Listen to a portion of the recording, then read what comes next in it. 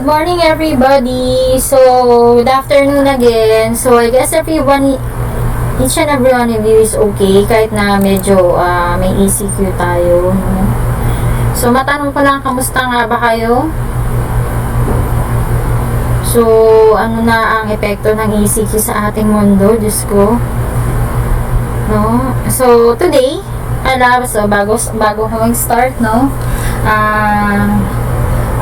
I would like you to have an activity. So, itong activity na to is all about your present situation right now. No? Pero, may kasama tong tawag dito. May kasama tong overseeing.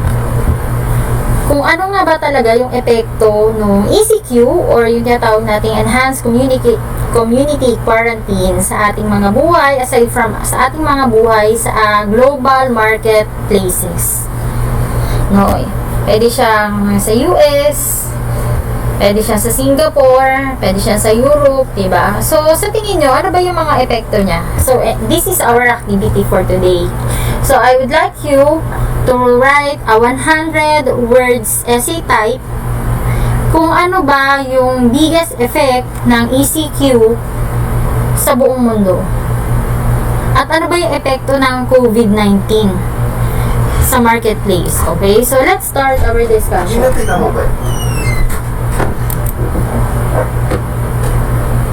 For chapter 1, my objective is to evaluate the impact of political and economic characteristic of the world's various places and businesses.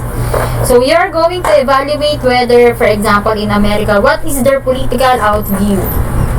Okay? So for example, in Europe, so what are their political outview? Like for example, in British London.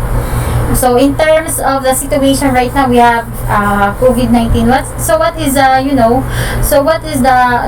political outview? Another example is that, have you recently heard the news about Prince Philip, the Duke of Edinburgh, had already died? So this is the longtime partner. This is the husband of Queen Elizabeth. So what is the impact of the death of this prince to their political and economic environment? Okay, next we have appreciate the use of national income data in making business decision. And then for the last one, we are going to discuss about the North America as one of the major marketplace and business center in the world economy. For my second objective, I will describe with you, student, and at the end of my lesson, I will describe with you the Western Europe as major marketplace and business center in the world economy. Also, I will discuss the problems facing the economy of former communist countries of Eastern and Central Europe. So, let's start. Meron pa pala akong objective number 3. This is for me to discuss Asia as a major marketplace and business center in the world economy. And at the end of my lesson, you will be able to assess the development challenges facing African, Middle Eastern, and South American countries.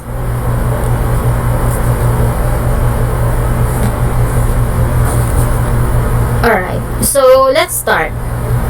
Let's start with the vital information in international business. So let's start with the basic geography.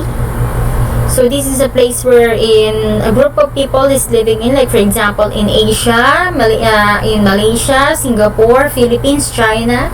So these are basic geography. And then the market characteristics, no? We are going to evaluate that one because that is included in international businesses. Culture, tradition, and belief of a certain geographical people in a geographical area. And then politics. This specify the law and regulation of each and every nation. So number 1, we have the world economic activity. So we have the triad and the quad. Okay, when we say triad, the following countries is that composes of the triad is Japan. We also have European Unions. These are country in the Europe. including Spain, London, Greece, Denmark, France, and so on and so forth. And then we also have the United States. They are the triad. And then we have the quad. So this is a combination of triad and the Canada. In figure 2.1, okay, as you can see, this is the share of the world's GDP or gross domestic product, which is evaluated in 1970. So 36% goes to United States, 3% is for Canada, 7% is for Japan, and then 26% is for the European country, and the rest is for the rest of the world. Okay, so it includes Australia and Southeast Asia and other countries, who is not included here, no. So as you can see, before 1970, one of the major player in world economy is the United States, followed by the European Union, because they produces lot of more resources compared with the other countries, kasi napakalaki ng continent nila. In figure 2.1b, share of the world GDP in 2004. So makikita natin yung paggalaw. So United States being the number 1, and then being the number 2, and then we have European Union being the number 1 in economic share, no? And then we have Canada, it retains, kasi kanina parang 3% siya, medyo bumaba pa nga, no difference, no, 2%. Then Japan, umangat siya from 7% to 11%. Then 27% of it is from the rest of the world, from Asia and other country, which is not included in the diagram. So we have the marketplace in North America. So the marketplace in North America includes the United States, North and South. We also have the Canada. We also have Mexico. So this is part of south of United States. We have the Greenland, the Central America, and the Caribbean islands. Mexico is in the south. Okay. Canada is in the north of America. Then Central America and Caribbean islands. Okay, so this is the map of the North America. As you can see, guys, no? The United States, ang taas niya is Canada. And then we also have the Greenland, the Arctic Ocean, the Atlantic one. Pagbaba niya, sa baba niya is Mexico. So this is the Latin America already, no?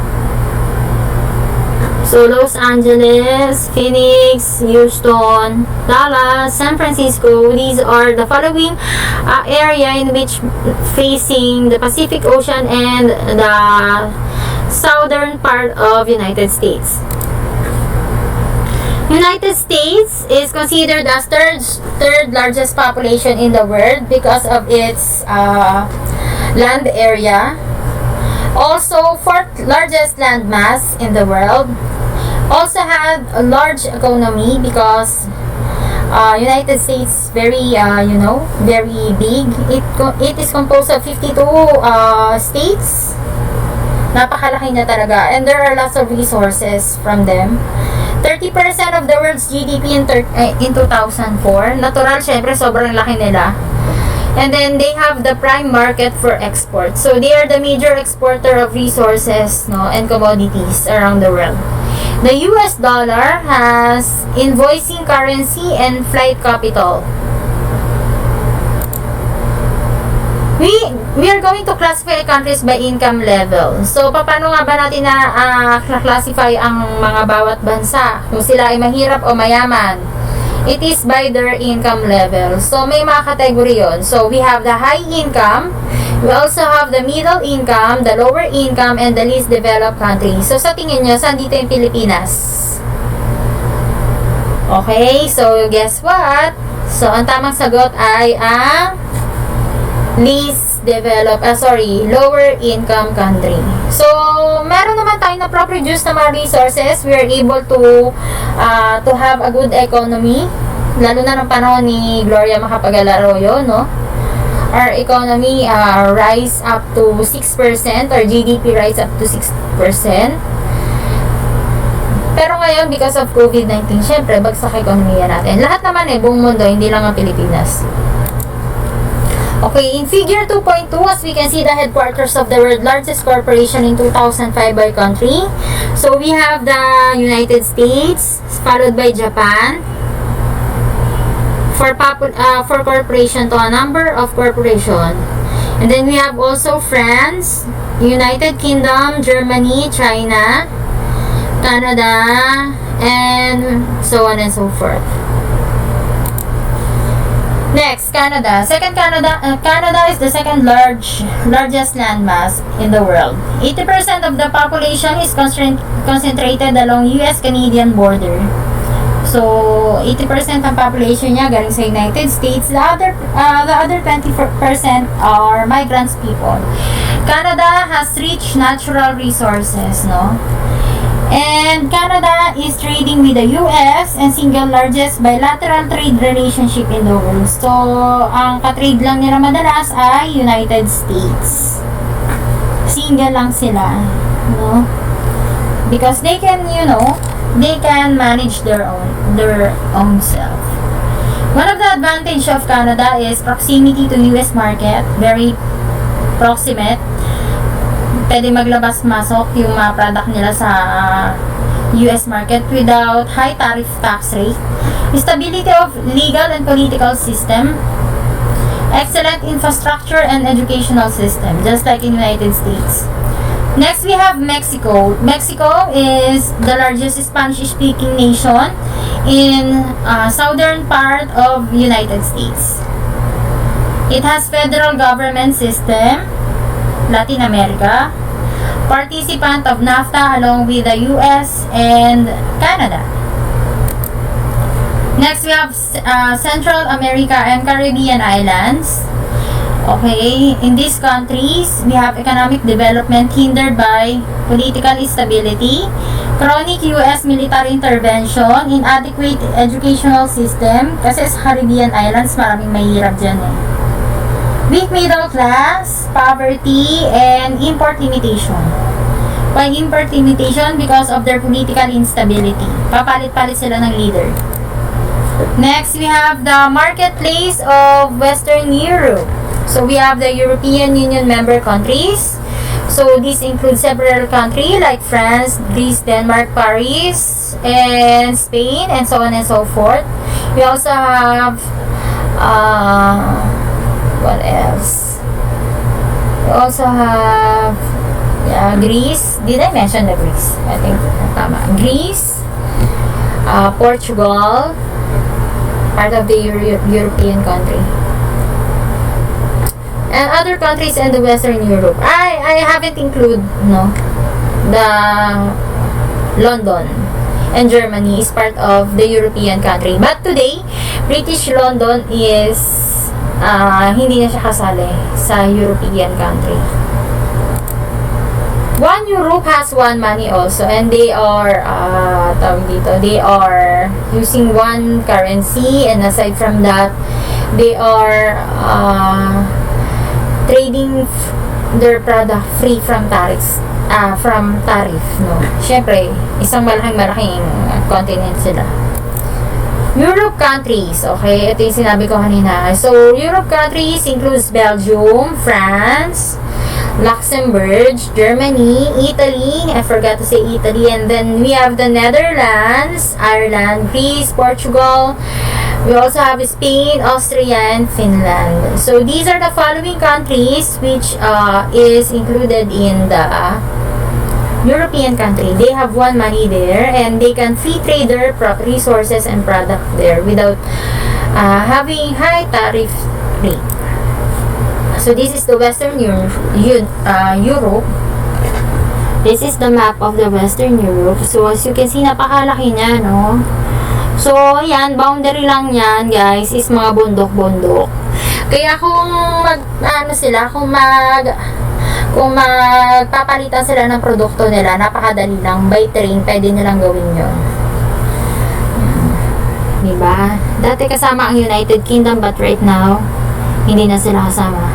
So, Sweden, Finland, di ba? Isang malaking continent sila. Next, we have the marketplaces for Europe. Okay, Eastern Europe. So, dito tayo sa gitna ng Europe. So, Eastern Europe. So, it includes Russia, Estonia, Latvia, Lithuania, Armenia, Belarus, Georgia, Moldova, Ukraine, and Azerbaijan. So, these are the marketplaces in Eastern Europe. So, sila naman sa Eastern Europe, yung nasa gitna ng Europe, no? Sila naman yung nagpapalitan. Bakit sila yung nagpapalitan? Kasi meron silang agreement dyan, no? Na magpapalitan sila ng products and services. Next. Sorry, ito pala Eastern Europe. Yan. As you can see, di ba? Malaki, no? So, Eastern Europe, kasama yung Russia.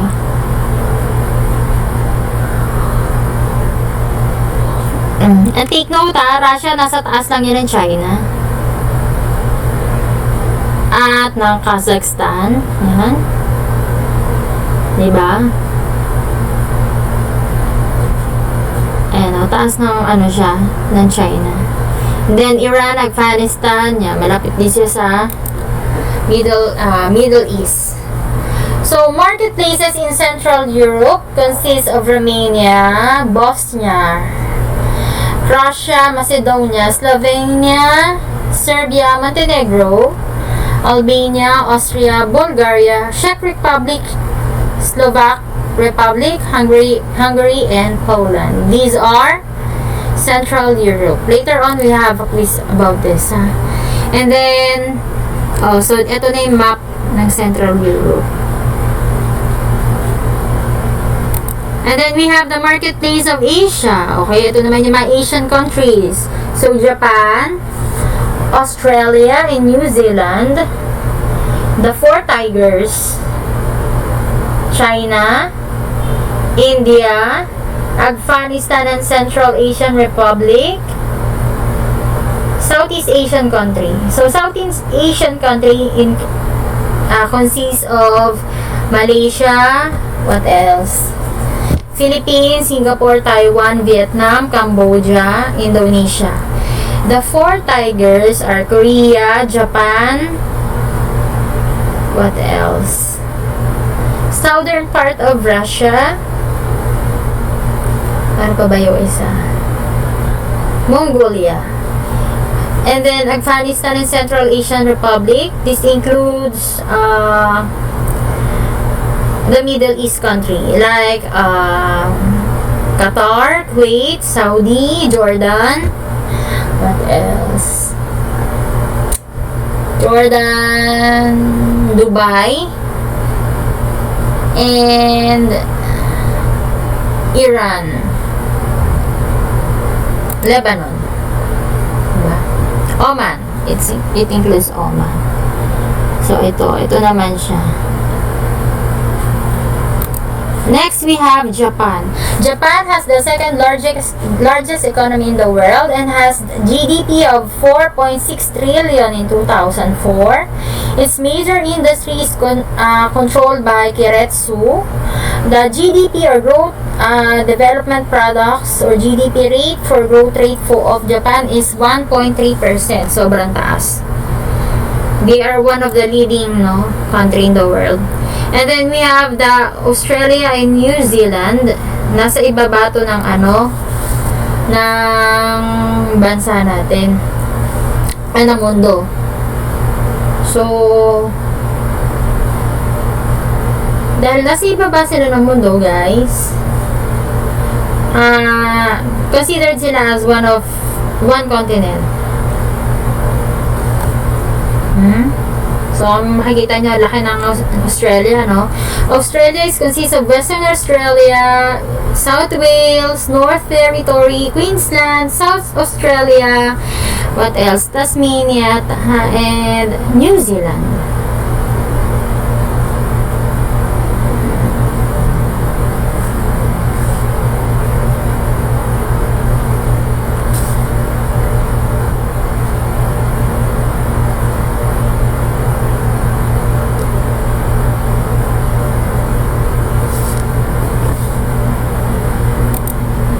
Okay, so sabi ko nga sa inyo kanina, we have the 4 tigers. Bakit ba 4 tigers? Kasi sila yung pinaka mabilis na mag-grow ang economy. So we have South Korea, we also have Singapore, Taiwan, and Hong Kong. So take note of the 4 tigers of Asia. So we have South Korea, we have Singapore, Taiwan, and Hong Kong. China, the world's most populous country. So they are the so-called sleeping giant of the world. They have communist ideology mixed with market-oriented economic policy, and they have heavy FDI. Next, we have India. So India is the most populated country in the world. World's second most populous country. So napakarami ng tao. Its per capita or GDP is $620, and they are considered as British colony until 1947. Next, we have Afghanistan and Central Asian Republic. So we have Afghanistan, Kazakhstan, Uzbekistan, Pakistan, Turkmenistan, and Kyrgyzstan. So tatandaan niyo parati Central and Asian Republic, lahat ng may tan, siya ay Central and Asian Republic. I think in addition with this, kasama na yung Middle East, no? Because they are considered as part of Central Asian country like Dubai, Saudi, Qatar, Oman, and so on. And then we have Southeast Asia, Thailand, Malaysia, Indonesia, which has very low labor costs. Significant FDI in recent years, continued recovery from currency crisis from 1997 to 1998. And then we have the marketplace of Africa and Middle East. So Africa has 867 million people with 54 countries. Its major economies is South Africa, the Ivory Coast, Algeria, and Nigeria. For the Middle East, it is the cradle of civilization of the world. So nag-start ng civilization natin sa mundo talaga sa Middle East. Its major economy is Saudi Arabia, Kuwait, and UAE, and Qatar. Sorry, kasama ang Qatar. So, this is the map of Africa and Middle East. So, take note guys ang Africa ay katabi ng Middle East. No, makwento ko nga dati, no? When I was still an OFW, no, nagtatrabaho ako dati sa Kuwait, and then later nagtrabaho din ako sa Dubai. When we wanna go for a vacation or holiday, tulad ng halimbawa Eid namin or Eid, we will just flew to Africa. So Egypt, kung hindi sa Egypt, sa Libya, ganyan, Sudan. So, these are African country na open siyang puntahan. And this country, hindi siya yung katulad ng pagkakaintindi natin na mainit na bansa, no? Hindi siya mainit na bansa. Maganda yung weather ng mga countries na to. Actually, ito nga mga bansa na to, ano din to malalamig na lugar din to. May oras na lumalamig dito, may oras na umiinit. Hindi siya katulad ng Pilipinas na tropical country. They have vast resources here. They have great history. Lalo-lalo na yung Libya and Egypt. No? It is said to be the first cradle of civilization in the world. Sabi nga dito din nagsimula si Jesus at yung ating mga disciples. And then the Middle East. So the Middle East includes Turkey, Iran. I've been there before. Saudi. So, kasama na ang duo Qatar. We have Egypt, Libya, Yemen, Iraq, Turkey, what else? Bahrain, Qatar. So, these are the Middle East country. Marketplaces of South America naman tayo. So, South America, these are the Latin Americanos. No? Ito yung mga Spanish-speaking country na magkakadikit lang din. So we have Brazil, Bolivia, Uruguay, Argentina, Chile, Colombia, French Guiana, Paraguay, Peru, Ecuador, and Venezuela. Next, we have the map of South Africa. Okay, so these are the map of South America, or the Latino-Americano, Isla de la Latino-Americano. So we have the Bolivia, we have the Paraguay there, we have the, what else, Argentina, we have Brazil, diba? So itong mga country na to, medyo tropical country siya. Spanish speaking, we have the Peru and Ecuador, Colombia, Venezuela. And one of their major resources here is yung tawag dito. Yung ginagawang tokwa. I forgot the name. And oyster. There are lots of oyster there. Ano ba yung ginagawang tokwa? Forgot. Saglit Ano nga ba yun?